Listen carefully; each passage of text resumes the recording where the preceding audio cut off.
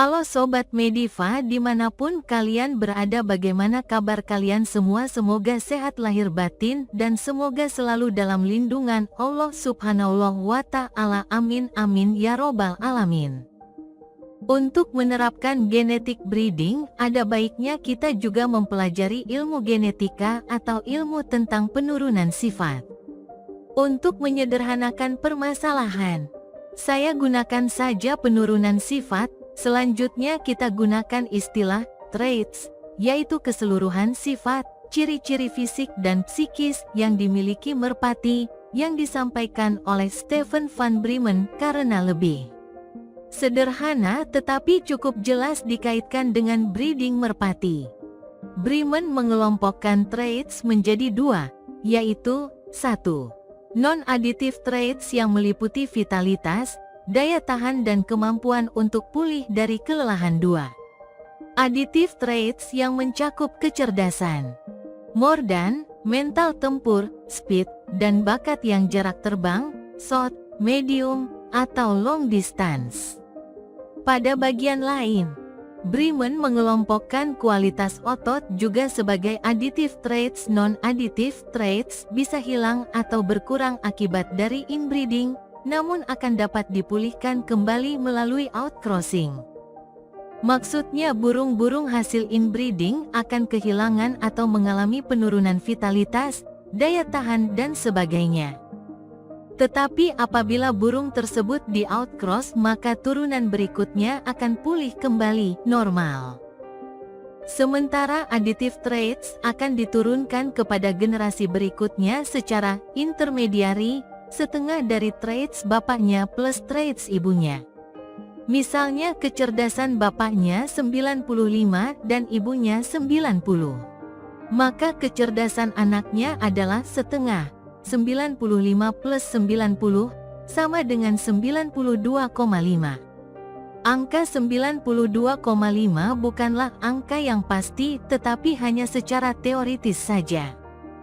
Dari konsep penurunan secara intermediari ini, maka dapat disimpulkan bahwa kita harus selalu menyilangkan dua indukan yang kualitasnya bagus. Yang kedua, apabila salah satu burung disilangkan dengan burung yang additive traits-nya lebih rendah, akan berakibat pada penurunan kualitas additive traits pada anak turunannya.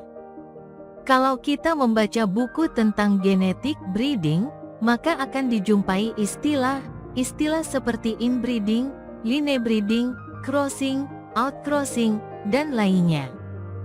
Tetapi penggunaan istilah-istilah tersebut selalu tidak konsisten antara penulis yang satu dengan yang lainnya. Untuk itu saya kira perlu menyamakan persepsi mengenai arti dari istilah-istilah tersebut. 1. Inbreeding adalah penyilangan jantan dan betina yang mempunyai hubungan darah sangat dekat, yaitu antara bapak, ibu dengan anaknya, inbreeding vertikal, atau kakak dengan adik, inbreeding horizontal. 2. Linebreeding adalah penyilangan jantan dan betina yang masih mempunyai hubungan darah namun tidak terlalu dekat atau tidak sedekat hubungan dalam inbreeding. Yang masuk dalam kelompok penyilangan linebreeding antara lain kakek, nenek dengan cucu, paman, tante dengan keponakan, linebreeding vertikal, dan perkawinan antar sepupu, linebreeding horizontal. Untuk mengetahui seberapa dekat hubungan antara kedua individu, bisa juga dihitung dengan menggunakan rumus inbreeding coefficient yang ditulis oleh Sewell Wright atau biasa disebut dengan Wright Formula 3. Outcrossing adalah penyilangan jantan dan betina yang tidak mempunyai hubungan darah sama sekali. 4. Crossing adalah penyilangan jantan dan betina yang tidak mempunyai hubungan darah sama sekali. Tetapi kedua-duanya merupakan burung hasil inbreeding. Crossing juga biasa disebut dengan istilah hibridanisasi.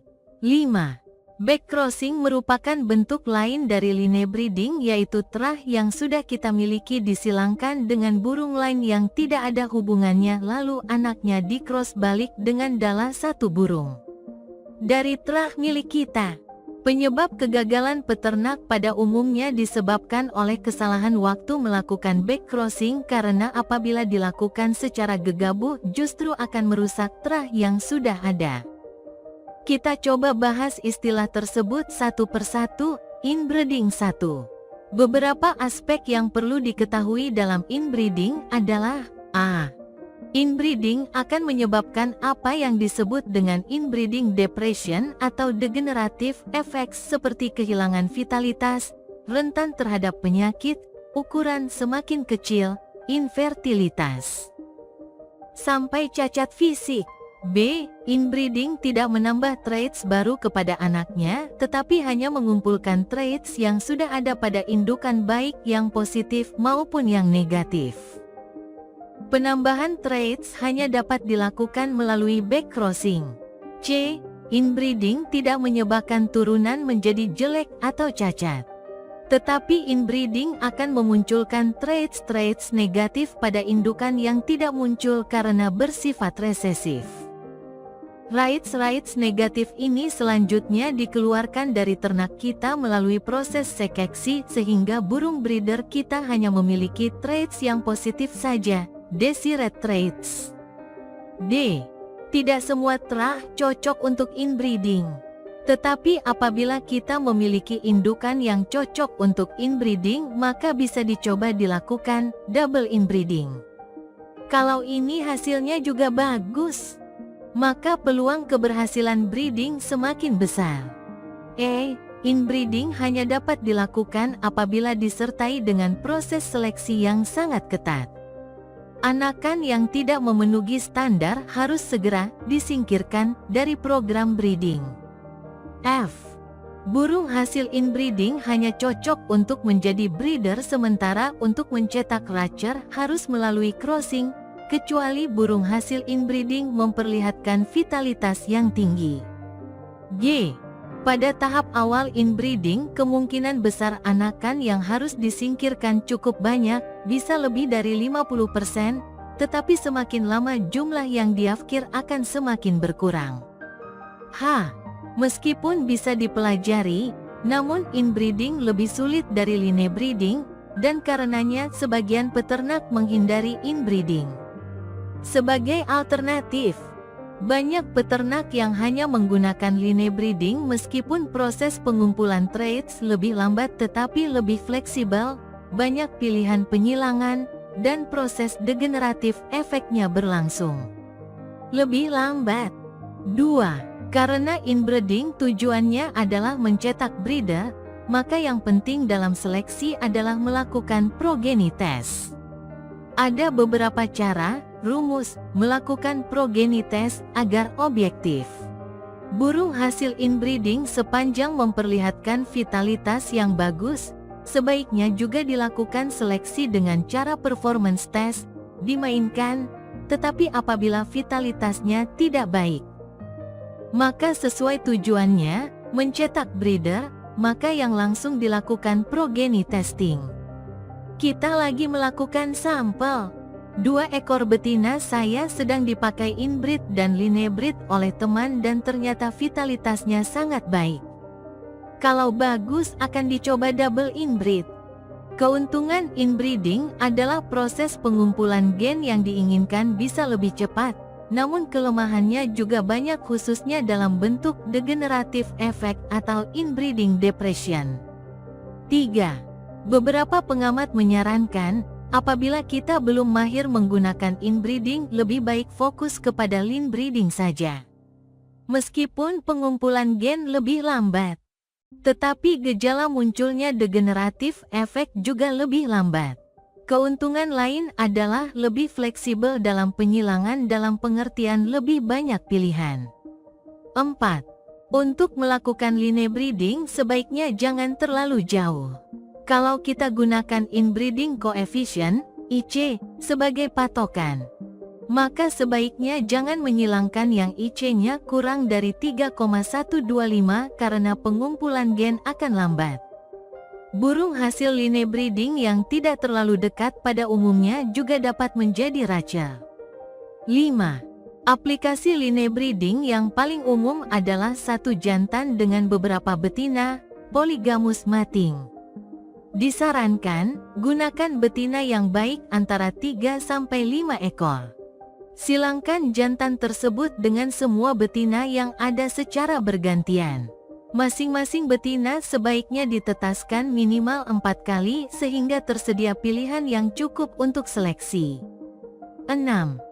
Ambil satu pasang yang paling baik dari hasil penyilangan dengan setiap betina. Untuk anak yang jantan harus dites dengan cara dimainkan. 7. Betina yang menghasilkan anak-anak paling jelek dan tidak merata dikeluarkan dari program breeding dan diganti dengan betina hasil penyilangan. Lakukan penyilangan secara horizontal di antara anak-anak yang lolos seleksi, kakak tiri vs adik tiri, satu bapak lain ibu. 8. Lakukan penyilangan vertikal dengan kakek, neneknya dengan cucu-cucunya secara bergantian sampai ditemukan the golden pair, pasangan emas, atau pasangan yang paling cocok. Apabila kita ingin melestarikan darah jantan induk awal, maka lakukan perlu difokuskan penyilangan dengan jantan tersebut. Lakukan pengocokan, kalau main kartu istilahnya stack the deck, sesering mungkin. Burung yang terbukti menghasilkan turunan cenderung jelek dikeluarkan dari kandang breeding. 9. Backcrossing pada intinya adalah varian dari line breeding. Burung dari terah yang sudah ada disilang dengan terah lain yang juga hasil inbreeding, line breeding lalu turunannya disilang balik dengan terah yang sudah kita bangun. Dari hasil penelitian, burung-burung juara di Eropa sebagian besar merupakan hasil penyilangan dua burung inbreed, linebreed atau yang biasa disebut hibridanisasi. 10. Backcrossing harus dilakukan dengan sangat hati-hati dan sebaiknya apabila akan melakukan backcrossing burung yang digunakan sudah betul-betul teruji bagus. Kesalahan atau ketidakhati-hatian dalam backcrossing akan membawa resiko program breeding yang dibangun menjadi berantakan. Memang kualitas terah kita hanya bisa bertambah baik kalau dilakukan backcrossing, tetapi sekali lagi kesalahan dalam backcrossing justru akan merusak terah yang sudah dibangun. 11. Dave Shoemaker menyarankan, daripada melakukan backcrossing lebih baik membuat terah baru, subfamily, yang merupakan gabungan dua terah hasil inbreed, linebreed. Untuk bisa melakukan hibridanisasi minimal diperlukan dua terah inbreed, linebreed. 12. Apabila melakukan outcrossing untuk mencetak racer, disarankan menggunakan betina yang terbukti bagus. Namun demikian, karena kita hanya memainkan burung jantan, ada baiknya juga kita menggunakan jantan sebagai outcrossing sehingga kita bisa memilih jantan yang kinerja sudah teruji bagus. Gen yang akan muncul ke permukaan adalah gen yang dominan atau gen resesif dari bapaknya ketemu dengan gen resesif dari ibunya. Karakter burung dibagi menjadi dua. 1. Quantitative characters. Kuantitatif karakter penurunannya secara intermediari. 2. Qualitative characters. Qualitative characters, penampilan fisik, penurunannya sex linked.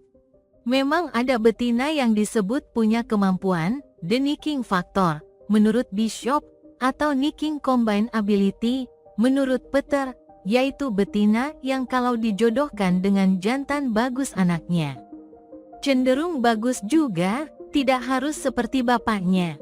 Ciri-ciri betina yang punya the nicking factor adalah eye sign-nya the valet, lihat bahasan eye sign, dan kakinya cenderung lebih besar dari kaki burung pada umumnya. Menurut kita, betina yang punya the nicking factor itu sebetulnya juga betina yang memang pada dasarnya burung bagus dari segi karakter dan ciri-ciri fisik.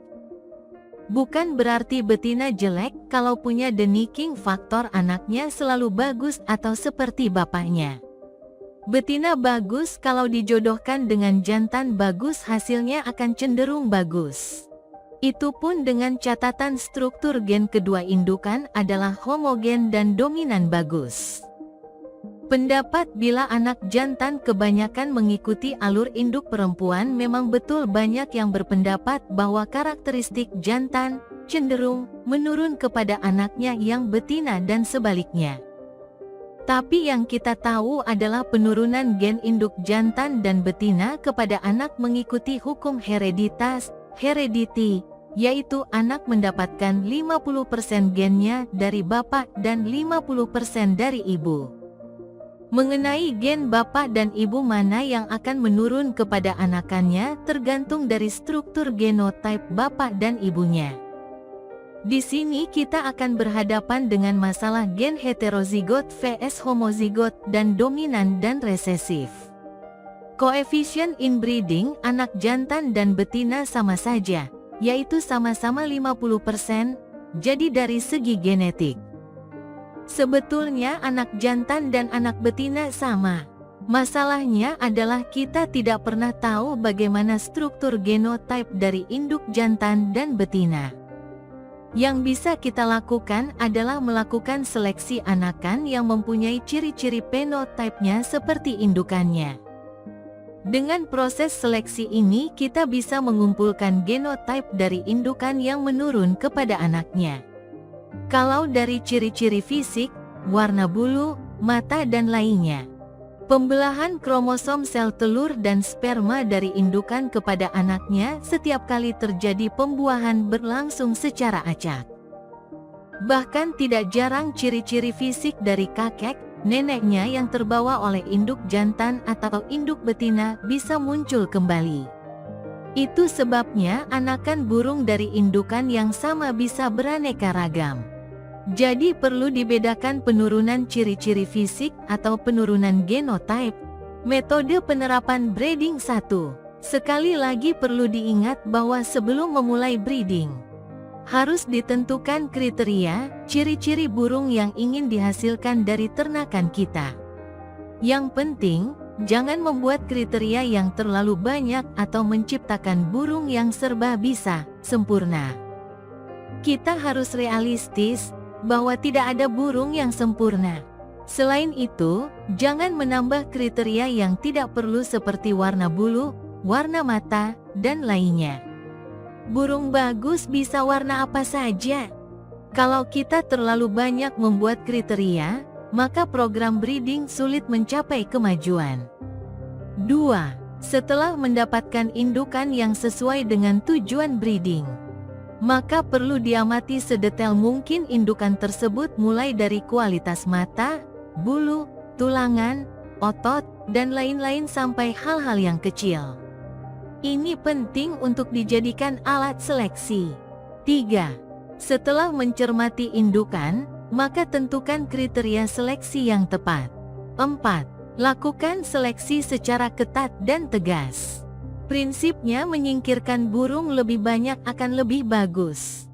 Kalau kita tetap mempertahankan burung yang tidak memenuhi syarat sesuai dengan kriteria yang sudah kita tetapkan, maka kemajuan breeding akan menjadi lambat. Yang sering terjadi adalah keraguan-raguan untuk menyingkirkan burung karena mengharap, siapa tahu, akan bagus. Tujuan breeding adalah untuk mencetak indukan dan rachel. Kita tidak memerlukan banyak indukan, breeder, oleh karenanya seleksi secara ketat tidak akan menjadi masalah. Setelah memiliki breeder yang bagus, mencetak rachel akan menjadi lebih mudah. Sebaliknya, apabila breeder yang kita miliki kualitasnya tidak bagus, maka mencetak rachel yang bagus menjadi sangat sulit. Jadi yang terpenting adalah mencetak breeder.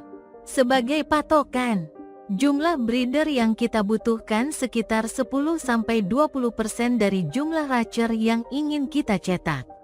5. Pada tahap awal breeding, biasanya jumlah burung yang harus disingkirkan cukup banyak, tetapi semakin lama akan semakin berkurang.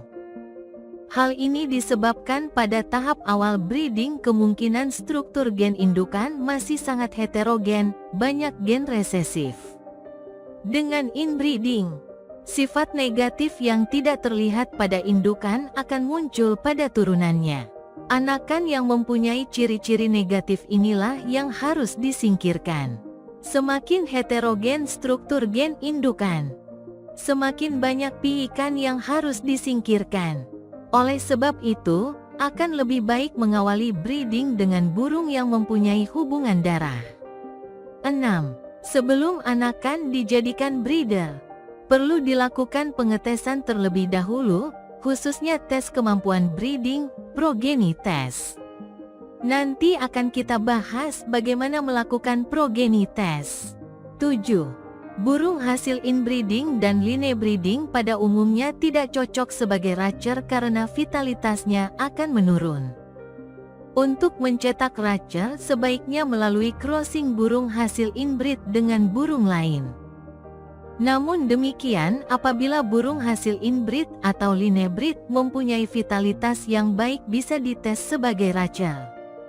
8. Berdasarkan penelitian, hasil penyilangan dua burung hasil inbreed mempunyai kualitas yang lebih baik sebagai racer maupun breeder, hibridanisasi. Untuk itu, sebaiknya program breeding dimulai dengan membuat 2-4 trah yang berbeda disesuaikan dengan kemampuan masing-masing peternak. Tetapi jangan membuat lebih dari 4 trah karena hasil ternak kita akan kehilangan ciri khas. 9. Inbreeding dan line breeding tidak menambah karakteristik, tetapi hanya melestarikan karakter yang sudah ada pada indukan. Oleh karenanya, program breeding selalu harus dimulai dengan kualitas indukan yang baik, the best vs the best. Penambahan karakter tertentu hanya bisa dilakukan dengan backcrossing. 10. Peternak yang kualitasnya semakin lama semakin menurun pada umumnya disebabkan oleh kesalahan waktu melakukan backcrossing sehingga kualitas bibit generasi setelah backcrossing semakin menurun. 11. Terah yang sudah dibangun harus tetap dijaga kemurniannya secara ketat dengan tidak melakukan backcrossing kecuali burung yang akan dijadikan backcrossing sudah teruji lebih baik dari terah yang ada. 12. Selalu membuat catatan yang rapi mengenai piik yang dihasilkan dari suatu penyilangan, segi positif dan negatifnya. Dari catatan ini akan dapat ditentukan indukan yang paling bagus. Singkirkan indukan yang cenderung menghasilkan anak tidak memenuhi kriteria dan ganti dengan indukan yang baru dari hasil inbreeding dan line breeding. Yang penting jangan hanya terpaku pada satu indukan saja, tetapi perlu dicoba indukan yang lain sebagai bagian dari proses generasi indukan. Apa yang diulas di atas dapat disimpulkan sebagai berikut. A. Mulai program breeding dengan kualitas indukan yang superior, sudah teruji. B. Buat kriteria seleksi yang akurat. C. Lakukan tes secara konsisten dan singkirkan yang tidak memenuhi syarat. D. Lakukan juga progeny test dalam proses seleksi. E. Buat catatan yang rapih dan akurat, positif dan negatif. F. Gunakan inbreeding dan line breeding untuk menjaga kemurnian terah. G. Burung yang digunakan untuk lomba hanya hasil crossing saja. H. Jangan berhenti melakukan eksperimen dalam penyilangan untuk mendapatkan pasangan emas. Teori itu kan fungsinya hanya sebatas panduan saja yang implementasinya tentu harus disesuaikan dengan kondisi dan kebutuhan masing-masing. Tapi kalau kita melakukan sesuatu tanpa menguasai ilmunya, itu namanya cuma untung-untungan aja alias trial and error. Kata orang yang sudah berhasil dalam breeding. Kunci keberhasilan breeding adalah menguasai pengetahuan tentang breeding ditambah dengan sedikit keberuntungan. Kalau cuma mengandalkan keberuntungan aja kayaknya repot, seperti orang main judi saja. Teori itu juga gunanya untuk meminimalisir ketidakpastian. Hanya kadang-kadang kita menemukan orang-orang yang mengklaim anti teori atau mencibirkan teori. Tapi banyak orang yang demikian itu sebetulnya hanya untuk menutupi ketidaktahuannya tentang teori itu. Dia lupa bahwa kita di sekolah juga belajar teori. Iptek bisa maju awalnya juga dari teori. Teori harus diuji dengan praktek. Yang juga penting waktu kita mengaplikasikan teori itu harus diamati betul dan dicatat. Karena reaksi setiap terah terhadap suatu penyilangan tertentu tidak selalu sama. Ada yang burung memberikan reaksi bagus terhadap inbreeding vertikal atau horizontal, tapi banyak juga yang tidak cocok. Dalam crossing juga begitu. Harus diamati burung terah mana yang bereaksi bagus disilang dengan terah tertentu. Breeding hanya akan berhasil kalau dilakukan dengan kesabaran dan ketekunan. Masalah paling sulit memilih burung adalah menilai karakternya. Banyak pendapat yang mencoba menghubungkan ciri-ciri fisik untuk menilai karakter, tetapi tidak ada yang konsisten. Rang-rang bule juga sama saja dengan kita yang berusaha mencari sign tertentu, termasuk eye sign, untuk mengetahui karakter burung. Tapi pada umumnya berpendapat bahwa karakter, termasuk kecerdasan, dapat dideteksi dari ekspresi wajahnya. Yang akan kita bahas adalah menilai karakter merpati pos. Apakah ini berlaku untuk merpati tinggian dan balap di Indonesia? Tetapi yang jelas, para pemain merpati Indonesia juga menilai karakter dari ekspresi wajahnya. Kita sering mendengar istilah mukanya, kejem, dan lainnya. Menurut Stephen van Bremen, burung yang punya karakter kuat kalau dilihat dari depan, paruh menghadap muka kita dengan posisi sejajar dengan mata kita, akan memperlihatkan ekspresi seperti burung hantu, all face, dengan mata terkesan masuk ke dalam. Menurut saya, ini sejalan dengan pendapatnya Brian Viklers di mana mata yang bagus posisi circle of correlation akan terlihat lebih dalam dari irisnya, pupil dan circle of correlation seperti masuk. Kesan ini timbul karena iris dengan gelombang lebih nyata dan pupil yang kecil. Menurut Bremen, burung yang punya karakter juga kalau dipegang akan berontak, tipe Wrangler. Berontak di sini bukan berarti liar atau gesit, tetapi burung tersebut tidak mau dikekang. Terus terang saya tidak DPT memastikan apakah pendapat Bremen ini berlaku 100% untuk merpati Indonesia. Saya kira yang penting adalah kita perlu sering mengamati ekspresi wajah burung-burung yang punya karakter bagus. Dengan cara demikian, kita akan terbiasa menilai karakter dengan melihat ekspresi wajahnya. Semoga bermanfaat dan salam merpati lovers.